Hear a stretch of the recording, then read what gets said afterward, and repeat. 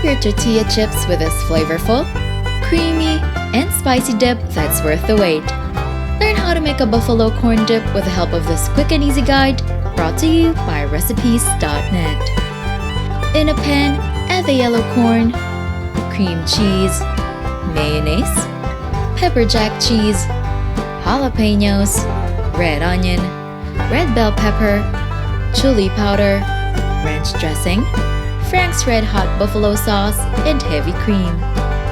Mix and cook on low for 10 to 15 minutes. Stir twice to break apart and mix the cream cheese well. Serve with cilantro and enjoy!